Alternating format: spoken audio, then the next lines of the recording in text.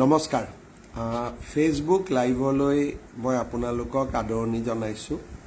আজি সমগ্ৰ অসমবাসীয়ে দেশৰ লগতে ফাকুৱা পালন কৰিছে, হোলী উৎসৱ পালন কৰিছে।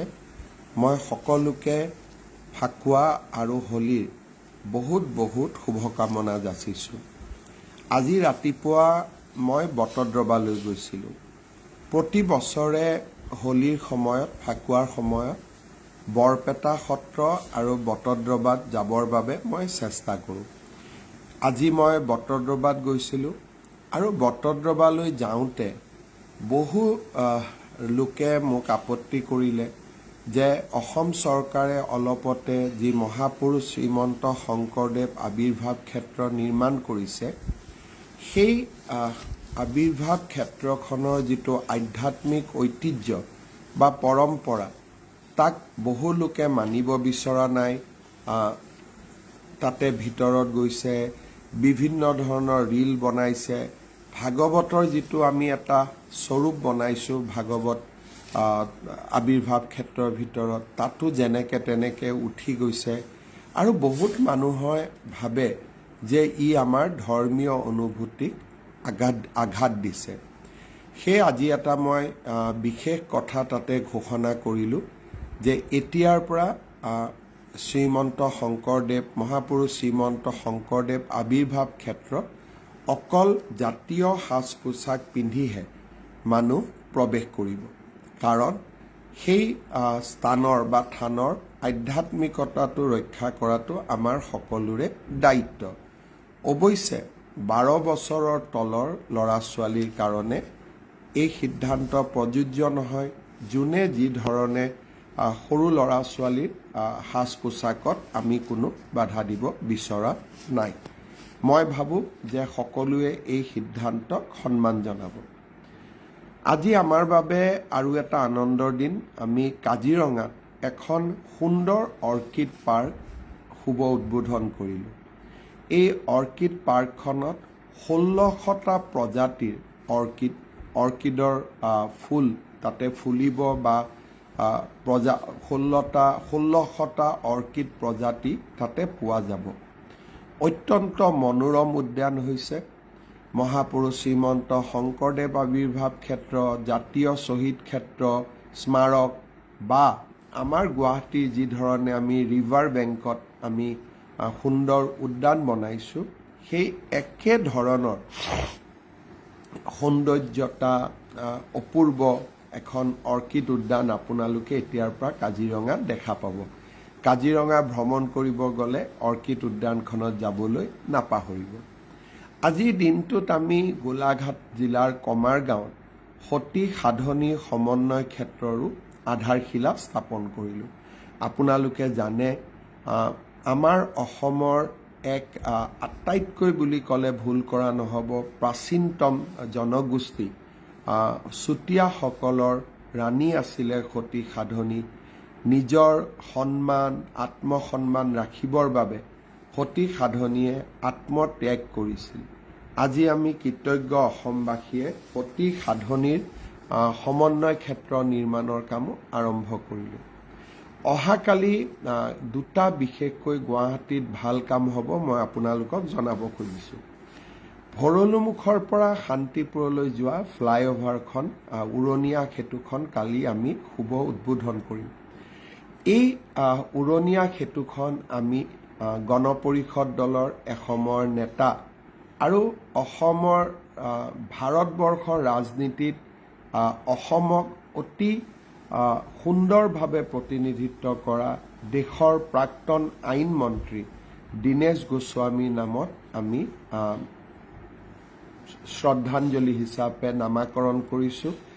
দীনেশ গোস্বামী ডাঙৰীয়া সেইগৰাকী ব্যক্তি আছিল যিগৰাকী ব্যক্তিয়ে কেন্দ্ৰীয় সাহায্য অসমলৈকে 70% ৰাজ্য চৰকাৰ আৰু 30% কেন্দ্ৰীয় চৰকাৰৰ বিপৰীতে 90-10 কৰিছিল। অৰ্থাৎ 90% কেন্দ্ৰৰ সাহায্য আৰু 10% অসমৰ অংশীদাৰ।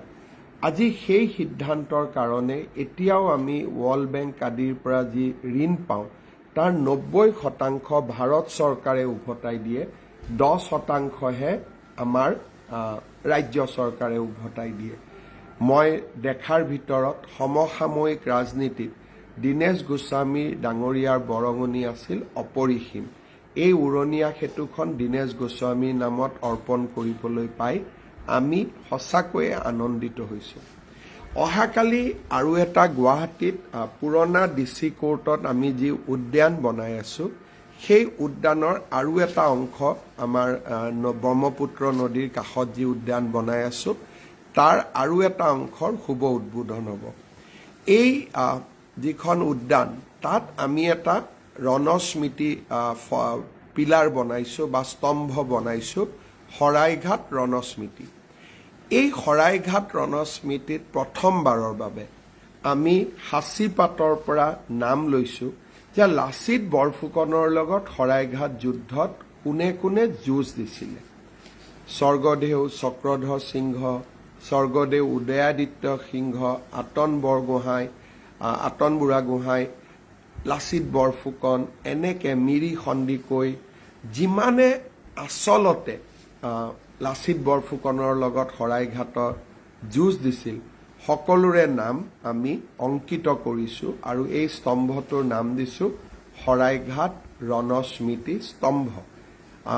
স্বাভাৱিকভাৱে সাঁচিপাতত আমি বাঘ হাজৰিকাৰ নামটো বিচাৰি নাপালোঁ আৰু সেইবাবে তেখেতৰ নাম তাতে আমি লিপিবদ্ধ কৰা নাই।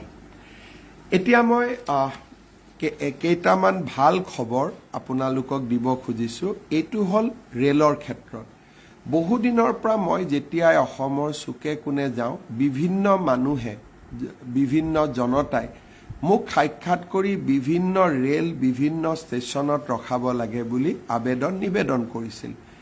সকলো কথা কৰাটো সম্ভৱ নহয়, কিন্তু মই অত্যন্ত আনন্দিত যে প্ৰায় 52টা ষ্টপেজ ৰেল ৰখাৰ আমি ব্যৱস্থা কৰিব পাৰিছিলোঁ।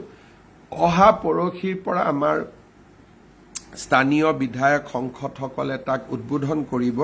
মই নামকেইটা গাই দিব খুজিছোঁ, আপোনালোকে যাতে বুজি পাব পাৰে। এতিয়াৰ পৰা অভয়াপুৰীত ডিব্ৰুগড় বিবেক এক্সপ্ৰেছখন ৰখিব। বৰপেটা ৰোডত বন্দে ভাৰত এক্সপ্ৰেছ ৰখিব। বৰপেটা ৰোডবাসীৰ বাবে আনন্দৰ বতৰা। বৰুৱা বামুণগাঁৱত মৰিয়নি এক্সপ্ৰেছ ৰখিব। বিজনীত মই প্ৰতিশ্ৰুতি দিছিলোঁ, বিজনীত 3খন ট্ৰেইন ৰখিব। Howrah Kamrup express, Anand Vihar north east express, Silghat town Nagaon express. বোকাজানত অৱধ আছাম এক্সপ্ৰেছ ৰখিব। চাবুৱাত কামৰূপ এক্সপ্ৰেছ ৰখিব। চন্দ্ৰনাথপুৰত ৰঙিয়া এক্সপ্ৰেছ ৰখিব। আগৰতলা হামছফৰ এক্সপ্ৰেছ ৰখিব। বাংগালুৰু আগৰতলা হামছফৰ এক্সপ্ৰেছ ৰখিব। চাপৰত চৈৰাং এক্সপ্ৰেছ এতিয়াৰ পৰা ৰখিব। ধনচিৰিত মৰিয়নি এক্সপ্ৰেছ ৰখিব। ৰঙিয়াত নিউ তিনিচুকীয়া এক্সপ্ৰেছ ৰখিব। ঢেকিয়াজুলিত আনন্দ বিহাৰ অৰুণাচল AC এক্সপ্ৰেছ ৰখিব। গুৱাহাটী মুৰ্কং চেলেং লাচিত এক্সপ্ৰেছ ঢেকিয়াজুলিত ৰখিব। ডিফুত এতিয়াৰ পৰা ৰাজধানী এক্সপ্ৰেছ ৰখিব। দুলীয়াজানত অমৃতসৰ এক্সপ্ৰেছ ৰখিব। ফৰকাটিঙৰ বাবে ভাল খবৰ, ৰাজধানী এক্সপ্ৰেছ এতিয়াৰ পৰা ৰখিব। ঘগ্ৰাপাৰত মৰিয়নি এক্সপ্ৰেছ ৰখিব। গোৱালপাৰা টাউনত ধুবুৰী গুৱাহাটী এক্সপ্ৰেছ ৰখিব। গহপুৰৰ বাবে ভাল খবৰ, শতাব্দী এক্সপ্ৰেছ ৰখিব। হোজাইত বাংগালোৰ নিউ তিনিচুকীয়া এক্সপ্ৰেছ ৰখিব আৰু কলিকতা আগৰতলা গৰীব ৰথ এক্সপ্ৰেছ ৰখিব। জাগিৰোডৰ বাবে ভাল খবৰ, জনশতাব্দী ৰখিব আৰু আগৰতলাৰ পৰা দেওগড়লৈকে যোৱা এক্সপ্ৰেছো এতিয়াৰ পৰা জাগিৰোডত ৰখিব। যমুনামুখত শিলচৰ ৰঙিয়া এক্সপ্ৰেছ ৰখিব। কামৰূপত কামপুৰ হ'ব, কামপুৰত হাওৰা ডিব্ৰুগড় এক্সপ্ৰেছ ৰখিব। কেন্দুকণাত নৰ্থ ইষ্ট এক্সপ্ৰেছ ৰখিব। খাৰাহাট ডিব্ৰুগড় নাগালেণ্ড এক্সপ্ৰেছ ৰখিব। কোকৰাঝাৰৰ বাবে ভাল খবৰ, শৰাইঘাট এক্সপ্ৰেছ ৰখিব। কামাখ্যা কৰ্মভূমি এক্সপ্ৰেছ ৰখিব। লাকছোৱাত ডিব্ৰুগড় লালগড় অৱধ আছাম এক্সপ্ৰেছ ৰখিব। লংপটীয়াত লিডু ৰঙিয়া এক্সপ্ৰেছ ৰখিব। উত্তৰ কাছাৰৰ মাহুৰত শিলচৰ কাঞ্চনজঙ্ঘা এক্সপ্ৰেছ ৰখিব, মাইবঙত কাঞ্চনজঙ্ঘা এক্সপ্ৰেছ ৰখিব, আনন্দ বিহাৰ তেজাছ এক্সপ্ৰেছ ৰখিব, আগৰতলা আনন্দ বিহাৰ, মাজবাটত দেওগড় ডিব্ৰুগড় এক্সপ্ৰেছ ৰখিব, মৌবাণ্ডত গুৱাহাটী মৰিয়নি এক্সপ্ৰেছ ৰখিব, নাহৰকটীয়া অৱধ আছাম এক্সপ্ৰেছ ৰখিব, মিছামাৰীত দেওগড় ডিব্ৰুগড় এক্সপ্ৰেছ ৰখিব, হাওৰাঘাট ডিব্ৰুগড় এক্সপ্ৰেছ ৰখিব, বৰগাঙত মই বহুত দিন আগতে প্ৰতিশ্ৰুতি দিছিলোঁ দনিয়পলু এক্সপ্ৰেছ ৰখিব নাহৰলুগন, আৰু লাচিত এক্সপ্ৰেছ ৰখিব, পাথৰকান্দিত কাঞ্চনজঙ্ঘা এক্সপ্ৰেছ ৰখিব, আগৰতলা হামছফৰ এক্সপ্ৰেছ ৰখিব, পাঠশালাত ব্ৰহ্মপুত্ৰ মেইল ৰখিব, সৰুপথাৰত জনশতাব্দী এক্সপ্ৰেছ ৰখিব, চেলেংহাটত লিডু ৰঙিয়া এক্সপ্ৰেছ ৰখিব, সৰভোগত আকৌ আগৰতলা দেওগড় এক্সপ্ৰেছ ৰখিব, সৰুপেটাত হাওৰা ডিব্ৰুগড় কামৰূপ এক্সপ্ৰেছ ৰখিব, তাঁতীবাহাৰত ৰাজধানী এক্সপ্ৰেছ ৰখিব, টিহুত ব্ৰহ্মপুত্ৰ মেইল ৰখিব। এই কামখিনি বহুদিনৰ পৰা ৰাইজে মোক দাবী কৰি আছিলে, অনুৰোধ কৰি আছিলে। আমি ৰেলকেইখন এতিয়া এইসমূহ ষ্টেচনত ৰখাব বিচাৰিছোঁ। আপোনালোকৰ যদি আৰু কিবা ষ্টেচন সম্পৰ্কত পৰামৰ্শ আছে আমি বিবেচনা কৰিব পাৰিম, আপোনালোকে আমাক জনাব। একেদিনাই নহ'ব, কিন্তু মই চেষ্টা কৰি থাকিম। এতিয়া কেইটামান আৰু মই কথা আপোনালোকক ক'ব খুজিছোঁ। আপোনালোকে জানে যে যোৱা 3 দিন ধৰি মই আশীৰ্বাদ যাত্ৰাত অংশগ্ৰহণ কৰিছোঁ, আৰু আশীৰ্বাদ যাত্ৰাত ৰাইজৰ অভূতপূৰ্ব মৰম, ইমান মৰম মই যাক মানে কথাৰে মই বৰ্ণনা কৰিব নোৱাৰোঁ। মই যদি কওঁ যে এনেকুৱা ধৰণে মানুহ আহিছে, কোনোবাই ভাবিব বেছিকৈ কৈছে, আৰু যদি মই বৰ্ণনাও কৰোঁ মই দেখাতকৈ বহুত কম বৰ্ণনা কৰিব পাৰিম। অগণন মানুহ, আবাল বৃদ্ধ বনিতা, জ্যেষ্ঠ নাগৰিক, মহিলা, আই মাতৃ, যুৱক যুৱতী সকলোৱে ওলাই আহিছে, আৰু এক প্ৰকাৰ ইতিমধ্যে নিশ্চিত কৰিছে যে এইবাৰ অসমত আকৌ এবাৰ মোদী চৰকাৰ।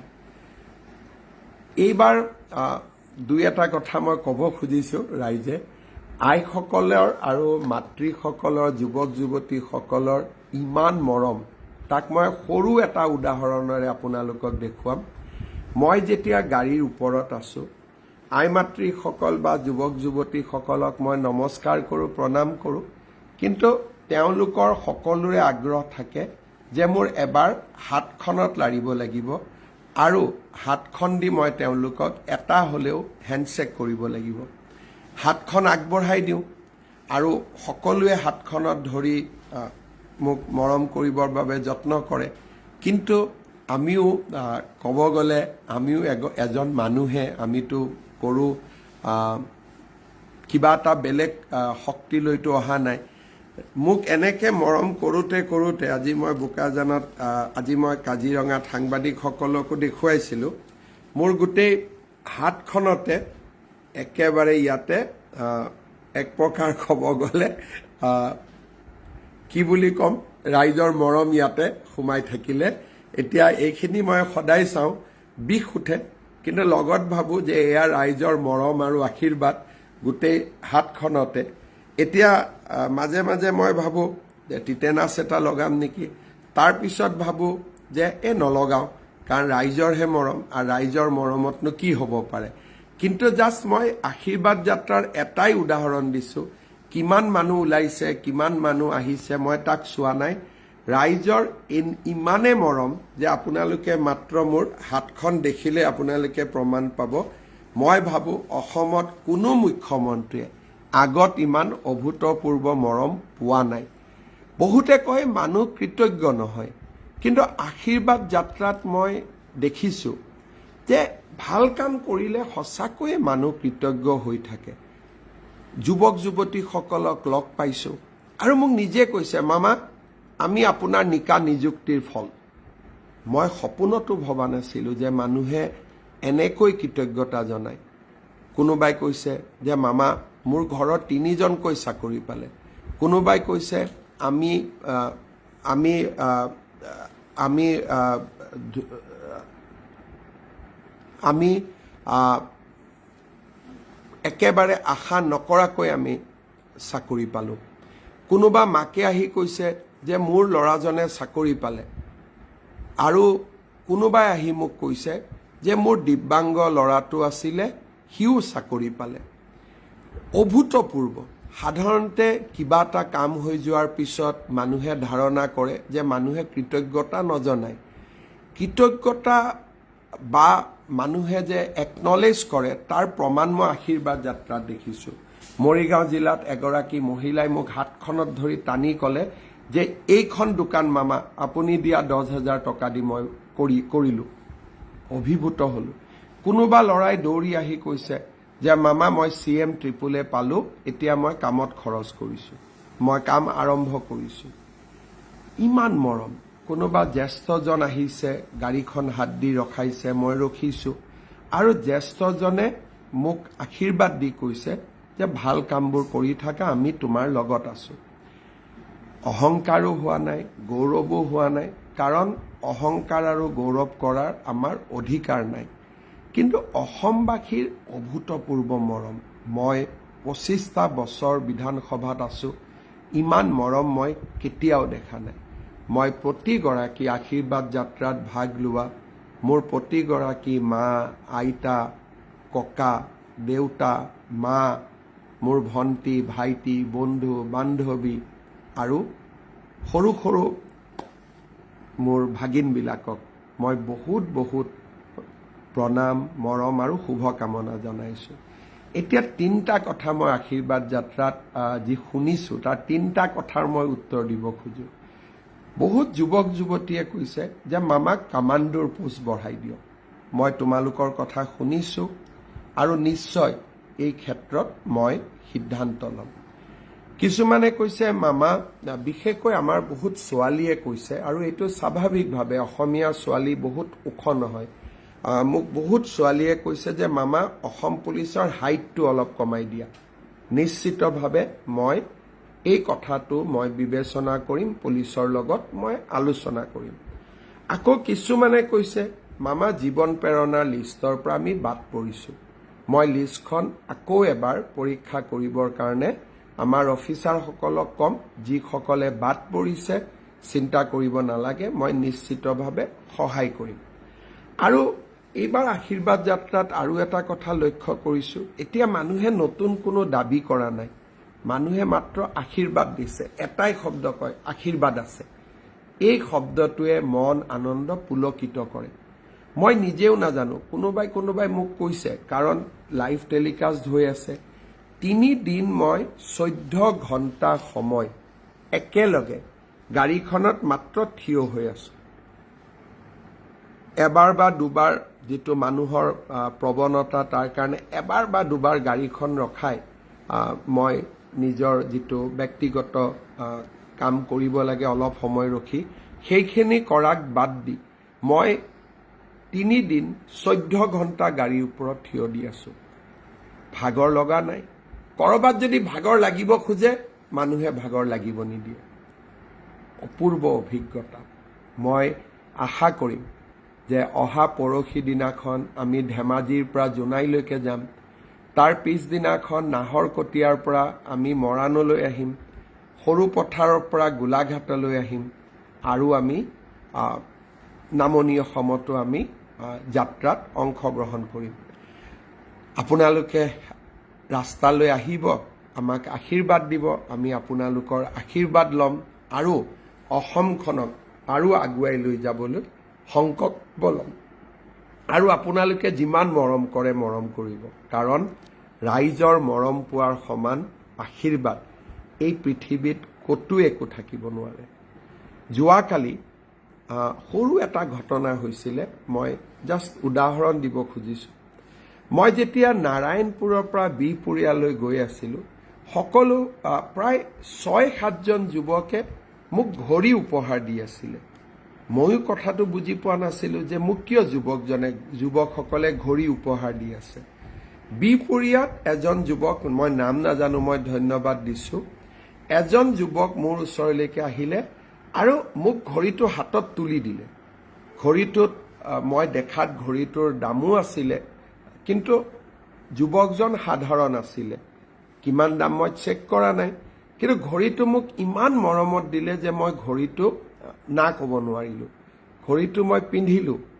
পিছত মই বুজি পোৱা নাই সকলোৱে কিয় ঘড়ী দি আছে। পিছত মই গম পালোঁ যে গহপুৰত মই এজন ভাগিনক মোৰ হাতৰ ঘড়ীটো খুলি দিয়াৰ কাৰণে সকলোৱে মোৰ হাতখন খালী দেখি নতুনকৈ ঘড়ী দি আছিলে। মই ধন্যবাদ দিছোঁ। কিন্তু এটা কথা কওঁ যে আমি কোনো কাম ভাবি চিন্তি নকৰোঁ। কেতিয়াবা কেতিয়াবা মনত মানুহ হ'লে অদ্ভুত মৰম আহে, আৰু সেই মৰমে মানুহক যিকোনো কাম কৰিব বাধ্য কৰায়। সেইবাবে মই সকলোকে অনুৰোধ কৰিম যে যাত্ৰা পথত আপোনালোকে মোক ঘড়ী দিব নালাগে।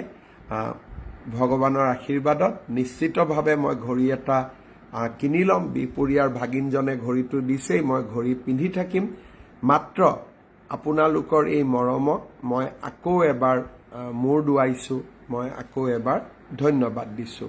আৰু যিকোনো কাম কেতিয়াবা মই ইনষ্টেণ্টলি কৰি পেলাওঁ, ভাল বেয়া নাজানো। আজিয়ে মই বটদ্ৰৱা থানত গৈছিলোঁ। মই থানৰ ভিতৰত সোমাই দেখিলোঁ যে মোৰ লগৰ ছিকিউৰিটি যিসকল CRP বা পুলিচ থাকে, তেওঁলোকে লং পেণ্ট পিন্ধি সোমাই গ'ল। থানত সেৱা কৰিব যোৱাৰ আগতে মোৰ ফটক কৰি মনত পৰিল যে বটদ্ৰৱাত অকল জাতীয় সাজ পোছাক পৰিধান কৰিহে যাব লাগে। মই আৰক্ষীকেইজনক ঠেলি দিলোঁ, কাৰণ 1 মিনিটৰ কাৰণেও বটদ্ৰৱা থানখনৰ যিটো নিয়ম বা তাৰ যিটো পবিত্ৰতা মোৰ কাৰণে যেন নষ্ট হৈ নাযায়। এইবোৰ কাম আমি ইনষ্টেণ্টলি কৰোঁ, ভাবি চিন্তি কৰাৰ কথাই নুঠে। কেতিয়াবা কেতিয়াবা এনেকুৱা কামবিলাক সংবাদ মাধ্যমত প্ৰকাশ হয়, কেতিয়াবা নহয়। কিন্তু মই ভাবোঁ যে মানুহ মাত্ৰই সকলো মানুহে ইনষ্টেণ্টলি কিছুমান কাম কৰে, ইনষ্টিংক্টত কিছুমান কাম কৰে, আৰু সেই কামবিলাক মানুহে ভাল বেয়া বিবেচনা কৰি নাথাকে। মই ভাবোঁ যাত্ৰা পথত এনেকুৱা বহুত নতুন নতুন ঘটনা, নতুন নতুন অভিজ্ঞতা আমাৰ হৈ থাকিব, আৰু মাজে মাজে সেই অভিজ্ঞতাবোৰ, ভাল লগা অভিজ্ঞতাবোৰ আপোনালোকক মই শ্বেয়াৰ কৰিম। এতিয়া মই কেইটামান আৰু কথালৈ আহোঁ। বহুতে মোক সুধি থাকে যে 4,500 শিক্ষকৰ নিযুক্তি কেতিয়া হ'ব। আমি আপ্ৰাণ চেষ্টা কৰিছোঁ যাতে 15 তাৰিখৰ আগতে আমি নিযুক্তিকেইটা দিব পাৰোঁ। কিন্তু সকলো কথা আমাৰ হাতত নাথাকে। কেতিয়াবা কেতিয়াবা অফিচৰ কাম কাজত সময় লয়, কিন্তু মই চেষ্টা কৰিম যে যাতে 15 তাৰিখৰ আগতে আমি নিযুক্তিকেইটা দিব পাৰোঁ। সৰ্বশিক্ষা অভিযানৰ পৰা ৰেগুলাৰ গভৰ্ণমেণ্টত আহিব খোজা শিক্ষকসকলৰ নিযুক্তিৰ প্ৰক্ৰিয়াটো আমি 15 তাৰিখৰ আগতে শেষ কৰিব খুজিছোঁ। আটাইতকৈ ভাল কথা, অসম লোকসেৱা আয়োগৰ পৰীক্ষাৰ ফলাফল কেইটামান দিন আগতে ঘোষণা কৰিছিল। অহাকালি হোলীৰ দিনটোতে এইবাৰৰ অসম লোকসেৱা আয়োগৰ উত্তীৰ্ণ পৰীক্ষাৰ সফলতাৰে উত্তীৰ্ণসকলক আমি নিযুক্তি পত্ৰ বিতৰণ কৰিম। সাধাৰণতে 2 মাহ সময় লাগে, কিন্তু নিৰ্বাচনৰ অভিজ্ঞতা যাতে আমাৰ অফিচাৰসকলে পাব পাৰে, কাৰণ ইলেকশ্যনৰ এক্সপিৰিয়েঞ্চ লোৱাটো অফিচাৰসকলৰ বাবে বহুত প্ৰয়োজনীয়। সেইকাৰণে মই নিৰ্বাচনৰ আগতেই তেওঁলোকক নিযুক্তি দিব খুজিছোঁ, যাতে তেওঁলোকে ইলেকশ্যন কণ্ডাক্ট কৰাৰ অভিজ্ঞতাটো ল'ব পাৰে। আৰু বহুত আমনি নকৰোঁ, আজি হোলীৰ উৎসৱ, অলপ আগতে চন্দ্ৰগ্ৰহণো শেষ হৈছে। অহাকালি আপোনালোকে হোলী পালন কৰিব, কিন্তু বোকা আদি নেখেলিব, আৰু যিমান পাৰে আমাৰ অসম আৰু ভাৰতত উৎপন্ন ফাকুৱা ব্যৱহাৰ কৰিব, কাৰণ আত্মনিৰ্ভৰশীলতাই জাতিটোৰ মেৰুদণ্ড পোন কৰে, জাতিটোক মেৰুদণ্ডৰ ওপৰত থিয় হ'বলৈ সাহস দিয়ে। আপোনালোকক মই অনুৰোধ কৰিম যে অসমত নিৰ্মিত ফাকুৱা পালন কৰিব, আৰু বেমাৰত আক্ৰান্ত ৰোগীয়াজনক আপোনালোকে ফাকুৱা দিয়াৰ পৰা বিৰত থাকিব। আমাৰ বিশেষভাৱে সক্ষম ব্যক্তিসকলকো লগ পালে তেওঁলোকৰ অনুমতি লৈ কপালতে এটা ফুট আঁকি দিব। বহুত বেছিকৈ তেওঁলোককো আপোনালোকে অসুবিধা নকৰিব, কাৰণ আমি উৎসৱসমূহ নিজৰ কাৰণে পালন কৰোঁ, পবিত্ৰ হৈ পালন কৰোঁ, নিজৰ আনন্দৰ বাবে পালন কৰোঁ, বেলেগক মনোকষ্ট দিবলৈ আমি পালন নকৰোঁ। অহাকালি মই বৰপেটালৈ যাম আৰু হোলীৰ সময়ত সকলোকে লগ পাম। মই চাইছিলোঁ, লিখি লৈছিলোঁ যে কিবা কথা বাদ পৰি গৈছে নেকি, নাই, মোৰ মনত থকাত মই গোটেইখিনি কথা ক'লোঁ আপোনালোকক। আশীৰ্বাদ যাত্ৰাৰ সময়ত মোৰ ভাল লগা অভিজ্ঞতা থাকিলে আপোনালোকক আকৌ ফেচবুক লাইভলৈ মই মাতিম আৰু দুই এটা অভিজ্ঞতা আপোনালোকৰ লগত শ্বেয়াৰ কৰিম। আকৌ এবাৰ কৈছোঁ যে এই নিৰ্বাচন অসমৰ বাবে এটা খুব ক্ৰিটিকেল সময়ত অনুষ্ঠিত হ'ব। অসমখনক আমি পিছপৰা ৰাজ্যৰ পৰা এনেকুৱা এখন ৰাজ্যলৈ লৈ আহিলোঁ যে ইয়াৰ পৰা আমি জাপ মাৰিব পাৰোঁ। জাপ মাৰিবৰ কাৰণে এখন প্লেটফৰ্ম লাগে। সেই প্লেটফৰ্মটো আমি নিৰ্মাণ কৰিব পাৰিলোঁ। এতিয়া ইয়াৰ পৰা অসমে জাপ মাৰিব পাৰিব যদি অসমত আমি একেধৰণে নৰেন্দ্ৰ মোদী ডাঙৰীয়াৰ চৰকাৰ বনাব পাৰোঁ। মই ভাবোঁ অহা 5 বছৰ অসমৰ বাবে এক স্বৰ্ণীল ইতিহাস ৰচিব পৰা 5 বছৰ হ'ব। নিযুক্তি চলিব। মই দুই এখন মিটিঙত কৈছোঁ, অহাবাৰ মাত্ৰ 60,000 ল'ৰা ছোৱালীক আমি শিক্ষকৰে চাকৰি দিব পাৰিম। আত্মনিৰ্ভৰশীলতাৰ গতি বাঢ়িব, অসমত উদ্যোগ আহিব আৰু কুমাৰ ভাস্কৰ বৰ্মা সেতু, মাজুলী যোৰহাটৰ দৰে প্ৰচণ্ড নিৰ্মাণ, দলং, টানেল, এলিভেটেড কৰিডৰ অসমক এক নতুন সভ্যতা, এক নতুন যুগলৈ লৈ যাব। আমাৰ বাবে এয়া সিদ্ধান্ত লোৱাৰ সময়। আমাৰ বাবে অসমখনক আমি অনিৰুদ্ধ গতিৰে আগুৱাই লৈ যোৱাৰ সময়। আমি অটল হৈ থাকিম, অবিচল হৈ থাকিম আৰু অগ্ৰগামী, আগলৈ গৈ থাকিম। আৰু কেনেকৈ আগলৈ যাম? অনিৰুদ্ধ গতিৰে। সেইবাবে এইবাৰ আপোনালোকৰ ভোট বিজেপিৰ বাবে। প্ৰধানমন্ত্ৰী ডাঙৰীয়া অসমলৈ আহিব 13 আৰু 14 তাৰিখে। আপোনালোকে সহযোগিতা কৰিব। 15 তাৰিখে গুৱাহাটীত আমি এখন বিশাল যুৱ সমাৰোহ অনুষ্ঠিত কৰিম। গৃহমন্ত্ৰী অমিত শ্বাহ ডাঙৰীয়া আহিব। আশীৰ্বাদ যাত্ৰা চলি থাকিব। আপোনালোকৰ সহযোগিতা পাই থাকিম। বহুত বহুত ধন্যবাদ। হেপী হোলী, ফাকুৱাৰ শুভেচ্ছা আৰু আপোনালোক সকলোকে মোৰ প্ৰণাম, ধন্যবাদ, শুভৰাত্ৰি।